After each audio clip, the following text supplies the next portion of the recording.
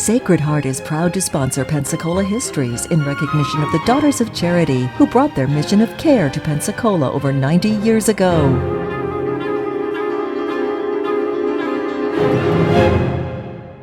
Hello and welcome to our continuing series of stories about Pensacola, North America's first place city. And in this episode, we're continuing the story of what I call life on the farm here in Escambia County. And in episode number 1, we talked about how the early farmers here, particularly in the American period, had to literally cut their way out of the forest to clear land for the planting of crops, how they began to associate, of course, part of the farm work with domestic animals, and then, of course, how the family itself had to broaden their scope. They had to do virtually everything that you can think of, from the standpoint of chores and taking care of the land, taking care of the animals, and all of the things that they did. We talked a little bit too last time about some of the things that the homemaker had to put up with, and how life was in her kitchen, and how it was with the children as they did chores. And I'd like to pick up the story again at right about that same time, because we want to look at what the family home was like on the whole. Now, bear in mind, the building itself was very, very primitive. It was made of basically cut timber, lumber from local mills. If they were lucky, it had a wooden floor. It had a fireplace or two, and basically this was it. There was no running water. The idea of utilities, of course, they did not exist yet in the farm community.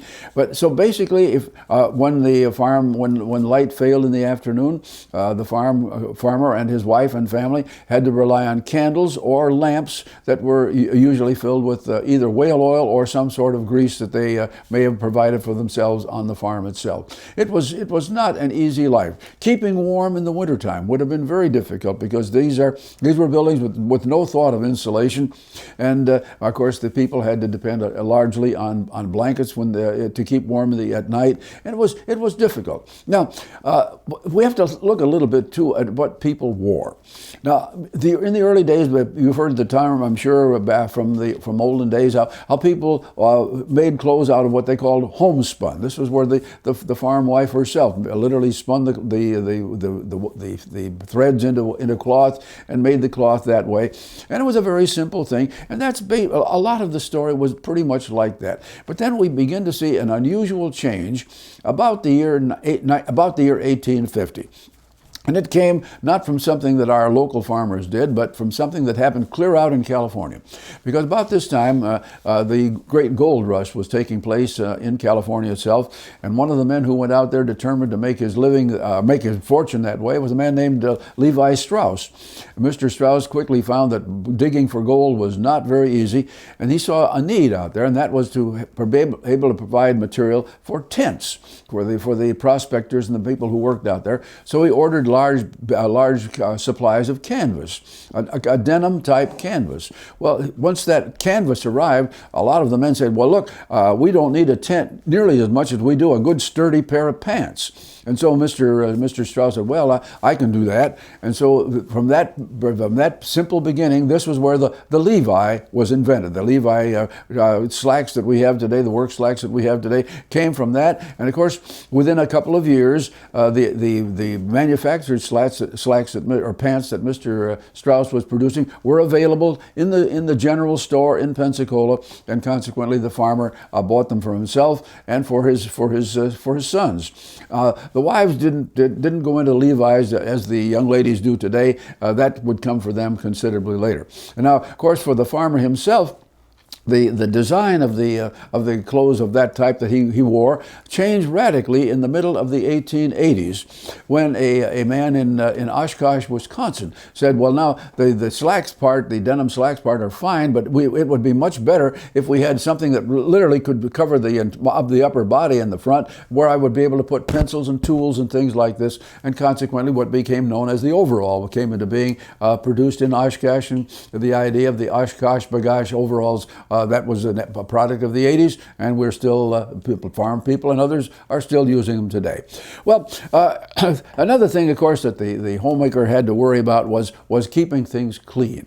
Now, bear in mind, this is long before there was the washing machine of the type that we would think about in the 21st century, or even the early part of the 20th century. The farm family did its washing basically in large tubs where the water was heated over an open fire, and of course by then it was possible to buy a wash board, and this made washing of the clothes a regular Monday chore and not a very pleasant one. And I can't tell you how often the clothes were washed. I guess would have been a story from family to family. But of course, once they were washed, the homemaker had and her children put up what they called clothes poles and strung a line between them, and that the clothes were hung out to dry, and that basically would.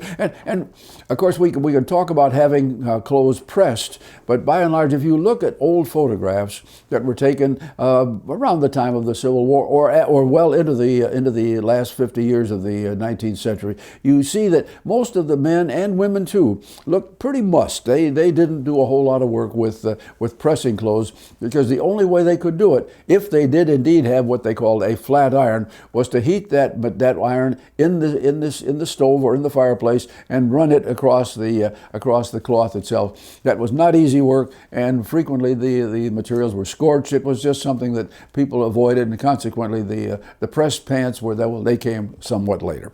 Well, a lot of the things that were used in the home, of course, depended upon people who were in business in the city. For example, a lot of the tools that the farmer used were the hoe and the scratch and the shovel and this sort of thing were made usually. This is now up until we get into the era of the mail order catalog. These were generally produced by a blacksmith, and the farmer would buy either directly from the smith or through the general store in the town. And this was basically true of a number of the things that the homemaker used. Of course, the pots and the pans. Some of them would have been made by a blacksmith, or they would have been imported from outside the community and sold through a general store. But that kind of tools, that kind of material, some of it was manufactured for them right here. The same was true was the work of the tinsmith. I wish I could give you the name of one or two of the men who served in that area, because they were here, but we do not have a record of who they actually were. But the tinsmith was important, because many times the articles that the homemaker used in her kitchen, or the plates and dishware that the family used, would have been made of tin, because it was durable and it was inexpensive, and certainly that was something that came out of the little shops here in Pensacola and was a part of what the people needed to have. Now, this is, when you turn next, of course, when we talk about clothes, and that, of course, is shoes. Now, generally speaking, most families would not have made their own shoes. Most of the shoe work was done by shoemakers or bootmakers in the town or in the city, and that was certainly true of Pensacola. If we look as early, I should say, that's the earliest that we have a city directory with such information in it. But there were half a dozen shoe and bootmakers here then, and of course they would have been serving a broad variety of clientele, and the farmers would have been part of it. Now, one thing that the homemaker herself would have had, in all probability, was what they called a shoe repair kit. So there was all kinds of things that she could do, largely in putting things back together, sewing back together the seams that might have separated or something like that. A pair of shoes, a pair of boots, very important for the family, and this was something that, of course, she had to take care of very carefully, because they were expensive in terms of the overall family income. Now, in addition to that, the homemaker had to be the doctor, if you will, the caregiver within the family. And of course, back in those days, health care in our community was just as it would have been in any rural community at that time. There were physicians in the town. And if we look at the period from 1821 up into the 1880s, we would have had 6, 7, 8 physicians here, most of whom had gotten their training simply by studying medicine with another doctor and had gone in business after about a year's training. They relied heavily on what we would today call home remedies, so the homemaker herself would have had a little shelf back in her home somewhere of what she called purges. And then she would have had liniments and things of that kind, which of course were rubbed on whenever somebody had an ache or pain or something of that kind. The idea of treating cuts and bruises with antiseptic materials and this sort of thing, that would come much later. In fact, many times in the era that we're talking about here, the early area, one of the things that the farm family would do if someone had a scratch or something like that, they would cover it over, smear over it with turpentine, because turpentine was available, and they believed that was as good a cure-all as it was. And I suppose it never actually killed anybody, but not only that was part of it. Okay. We move now, a little bit later on, we come to the post-war era, and things begin to change. The very rough, difficult to use tools that the farm family had used up to this point now began to change.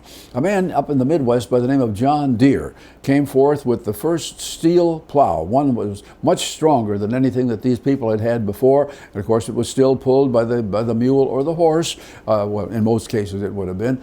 And this made farming a considerably easier job for most of the crops. Then, almost the same time, a man in the Chicago area named Cyrus McCormick came forth with the reaper, which made the cutting and binding of material as it came off of the field so much easier. And this had two values, of course, to the local farmer. First of all, he was able to grow more crops because he could handle them more quickly. And secondly, of course, the more he grew, the more money he would make for his family, and that was a key part of life as well. Now, we move into the early part of the 1890s, and now something begins to change that affected everyone, not just the farmer, but affected people in the city as well. Because by now, the United States government had recognized that it was important to make it possible for these folks living out in rural areas to get the mail easily. Prior to this time, of course, to get mail or to send it, the farmer and his wife had to go into town, go to the post office, to general delivery, make their deposit of the mail to go out or pick up anything that might have been left for them. But now they could put a box out on the road in front of their house, and the mailman would come and deliver. Now, one of the first things that happened, of course, in our last time we mentioned the delivery of seeds that were produced and sold by the Burpee Company. That was one big addition that was so helpful to the farm family. But now, first of all, a man by the name of Montgomery Ward, and then the partnership of Sears and Roebuck began producing what we would call their annual or semi-annual catalogs. And those catalogs started out about so thick, then suddenly ballooned up to hundreds of pages. They would come usually twice a year. And this was the source of ideas for the farm family. Now, many people later on referred to the catalogs as their wish list, and in a sense that was true. But now, what the Sears Roebuck catalog did in particular was to offer a huge variety of ideas of materials and products that would never have been sold in a local general store or made available by the blacksmith or the tinsmith. It was there on paper, and they could write an order. Not only was it a blessing in that sense, but Sears Roebuck guaranteed the products that they sold. And of course, when that guarantee made the product very, very attractive to the farmer. And so beginning in the 1890s, we begin to see all sorts of new things that begin to appear on the farmer's shelves in his home. And one of the first ones that we would mention is it was now possible to buy a windmill. A large windmill that turned around like this, of course, planted out in the yard. The wind would blow, would turn ropes and pulleys, and that would be all of this would be attached to a pump and the pump would bring water out of the ground. So now, instead of having to use the well, now we had a source of water that, with a little ingenuity, could be piped not just at the site of the windmill itself, but into the barn or even into the home or the kitchen. And this of course, made a tremendous change in the way that the the homemaker and the home and the family itself would live. So with the coming of the rural free delivery and then the Sears Roebuck catalogs and things of that kind, life began to change down on the farm.